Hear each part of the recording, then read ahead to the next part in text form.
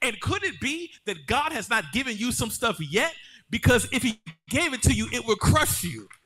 It would be too heavy. It's not time for it yet. He's got to build you up some so that you can be ready for the blessing that he gives you.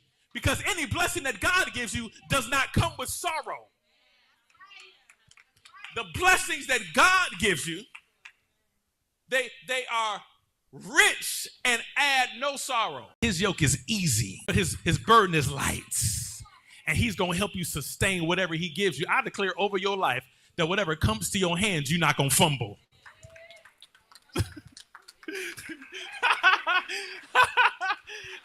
No fumbles today.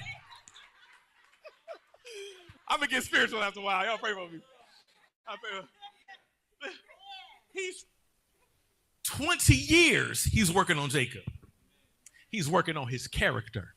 He's working on his patience. He's working on his temperament.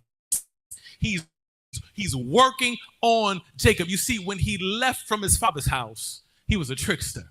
But coming out of the process, now he's a responsible man of God. He was immature then, but now he's mature. He was empty then, but now he's full, and he has a family now. God had to do some things in him and birth some things through him before he took him to Bethel. So the process was not wasted.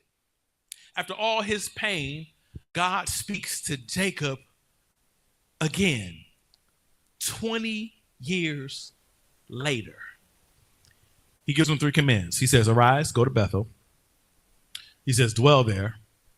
Then he says, build an altar there. Let's look at those 3 things and we're done. Number 1, God called Jacob to a familiar location. Bethel was a new start, but it was something he heard about before. It was a place named. It was something familiar to him that God wanted to take him back to. Bethel was once marked by isolation, marked by running from problems and avoidance and uncertainty, but God redefined the place. Before God took Jacob forward, he took him back to Bethel. What does Bethel look like for you? Bethel was the place he dreamed. Bethel was the place he prayed. Bethel was the place he got a word about his legacy. Bethel was a place where he promised that he would give generously to God. So what is Bethel for you? Bethel is your dreams. God's saying, go back to your dreams. Go back and rehearse the promises that God gave you. Go back to those prophecies you received. Go back to that commitment to generosity you made. Go back to prayer. You may have been sidetracked.